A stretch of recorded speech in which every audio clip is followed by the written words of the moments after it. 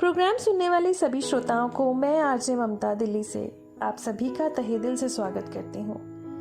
आज मैं सुनाने जा रही हूँ एक कामयाब इंसान के मुश्किलों भरे सफ़र की सफल कहानी। वो कहते हैं शिक्षा वो शेरनी का दूध है, जो पिएगा तो वो दहाड़ेगा और जो नहीं पिएगा तो वो जानवरों की तरह रेंगेगा। The success story of mister H.S. Negi. Hira Singh Negi शिक्षा जगत में एक जाना माना नाम। हीरा सिंह नेगी उत्तराखंड के जिला चमोली के रहने वाले हैं और वर्तमान में दिल्ली बेस्ड एक समाज सेवी ट्रस्ट में कार्यरत हैं, जिसका नाम इंडस क्वालिटी फाउंडेशन है, जिसकी स्थापना IIT दिल्ली के 1972 बैच के कुछ एलुमनाई ने मिलकर की थी। ये ट्रस्ट पैन इंडिया में कार्य करती है और युग पुरुष स्वामी विवेकानंद की भावधारा से प्रेरित man making and character building concept को युवाओं तक विभिन्न क्रियाकलापों के माध्यम से पिछले 25 सालों से पहुंचा रही है। पिछले 11 सालों से उत्तराखंड के दूरस्थ गांव के स्कूलों की शिक्षा में गुणवत्ता एवं गांवों के विकास के लिए प्रोफेसर S.K. पल्लन के साथ काम कर रहे हैं नेगी जी। जो राह नेगी जी ने चुनी वो इतनी आसान भी ना थी, लेकिन प्रोफेसर S.K. पल्लन और नेगी जी ने मिलकर इस राह को आसान बनाया। किसी ने बहुत कमाल की बात कही है, कई जीत बाकी है, कई हार बाकी है, अभी तो जिंदगी का सार बाकी है। यहाँ से चले हैं नई मंजिल के लिए, ये तो एक पन्ना था, अभी तो पूरी किताब बाकी है। बहुत मुश्किलों का सामना भी करना पड़ा नेगी जी को, लेकिन उनकी मेहनत और लगन ने उन्हें बहुत आगे बढ़ाया और कामयाबी हासिल की।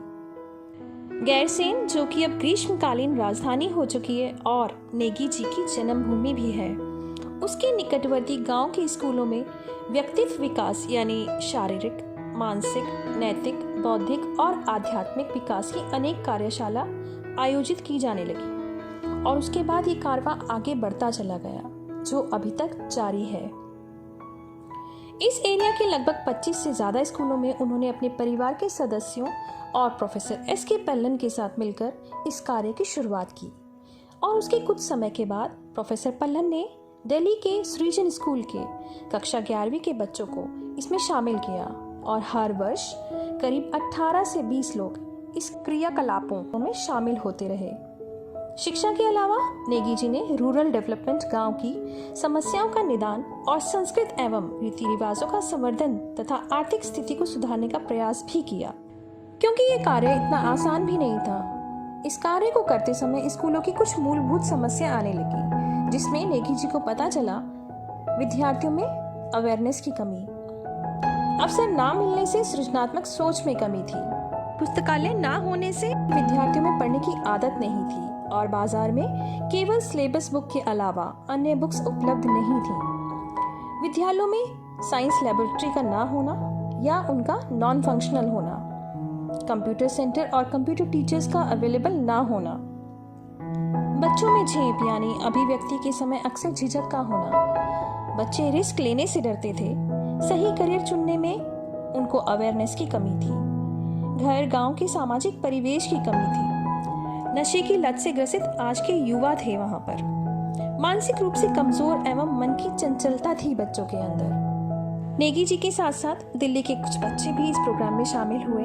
दिल्ली के बच्चों ने पहाड़ी गाने और डांस गांव के बच्चों को सिखाना शुरू किया, जिससे कि उन बच्चों के अंदर अपनी संस्कृति के प्रति प्रेम जागरूक हुआ।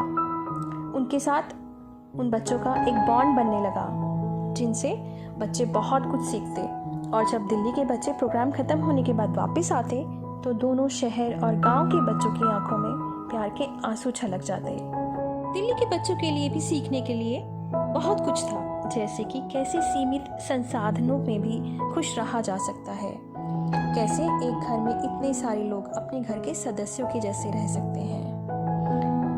दिल्ली के बच्चों को गांव के लोगों से मिलना जुलना सिखाया। वहाँ पे जब भंडारे हुआ करते थे तो दिल्ली के बच्चे खुद गांव वालों को पंगत में खाना खिलाते, स्वयं खाना बनाते। रावण दहन का अनुभव गांव में लिया बच्चों ने। ये अनुभव बच्चों के लिए एक अद्भुत अनुभव था। काफ़ी स्कूल्स में मॉर्निंग असेंबली में मेडिटेशन भी जोड़ दिया गया और एक खास बात, दिल्ली के सृजन स्कूल का पूरा प्राइमरी विंग 9 टीचर्स के समेत चमोली जिले के शिशु मंदिर के विद्यालयों के टीचर्स का 3 दिवसीय कार्यशाला आयोजित किया गया, उस कार्यशाला में बच्चों को खेल खेल में कैसे सिखाएं, यानी maths, science, English, arts and crafts सिखाए गए। इसके साथ साथ जिले के प्रत्येक स्कूल में टॉय लाइब्रेरी बनाई गई, जिसका नाम अपना खेल खिलौना रखा गया।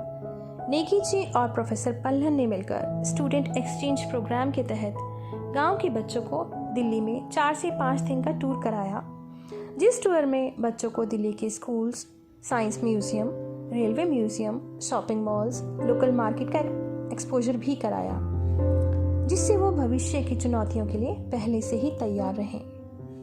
गांव के स्कूलों में बच्चों को एडवेंचर कैंप के एक्सपोजर के साथ साथ माइंड पावर बढ़ाने के लिए अनेक गतिविधियां कराई गईं।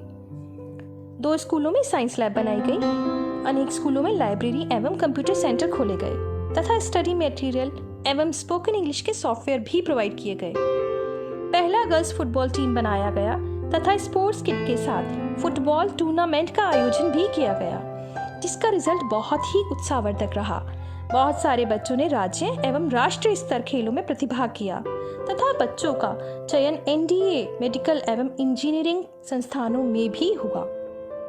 तो ये बात तो थी ग्रामीण परिवेश में रह रहे बच्चों के विकास की, और अब बात करते हैं गांव की समस्याओं की और उनके निराकरण की। जैसे कि गांव में कोई ठहरने के लिए होटल नहीं, जहां बाहर के लोग आकर ठहर सके। गांव के लोगों की सबसे बड़ी समस्या ये है कि वो किसी और की सुनना नहीं चाहते। गांव के लोग जल्दी से किसी से घुल मिल नहीं पाते, भले उनके कुछ लोकल लोग जुड़े हों। वो ये सोचते हैं कि जरूर इसमें उनका कोई इंटरेस्ट होगा। अपने बच्चों के भविष्य को लेकर उन्हें ज्यादा चिंता नहीं होती। नशे की लत की वजह से आए दिन घर में कलेश रहते हैं। रोज बिना वजह बाजार में घूमना, दिन भर पत्ते खेलना।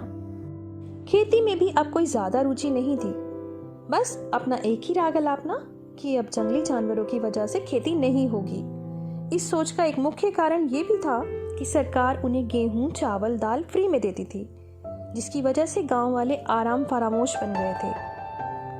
स्वरोजगार में अरुचि और घर में काम नहीं करना, भले ही बाहर 8 से 10 हजार रुपए में काम कर लेंगे। लेकिन नेगी जी की मेहनत की वजह से गांव वालों की सोच में एक पॉजिटिव चेंज आया। आपस में तालमेल बनाना जरूरी होता है, इसलिए प्रोफेसर एसके पल्हन के द्वारा फ्लावरिंग ऑफ आइडिया का कॉन्सेप्ट गांव की प्रॉब्लम सॉल्व करने का नायाब तरीका अपनाकर लोग अब एक दूसरे की सुनने लगे थे। जो प्रोग्राम नेगी जी के नेतृत्व में शुरू हुआ, उसके बाद गांव वालों की सोच में एक बड़ा बदलाव आया। उनकी मेहनत रंग लाई। गांव में शाम को सारे बच्चे घर में इकट्ठा होते, उनके माता पिता भी उन्हें ज्वाइन करते। दिल्ली के बच्चों का पहाड़ी प्रोग्राम देखते और स्वयं अपनी परंपरागत संस्कृति, लोकगीत, नृत्य, अंताक्षरी और तरह तरह के खेल खेलते। और इतने सालों की मेहनत के बाद उनका विश्वास जीतने में नेगी जी और प्रोफेसर पल्हन सक्षम हुए। इन प्रोग्रामों के चलते हुए महिलाओं में भी एक बहुत बड़ा बदलाव देखने को मिला। जैसे पंचायत मीटिंग्स में महिलाओं की भागीदारी ज़्यादा रहने लगी, पुरुषों का वर्चस्व धीरे धीरे कम होने लगा।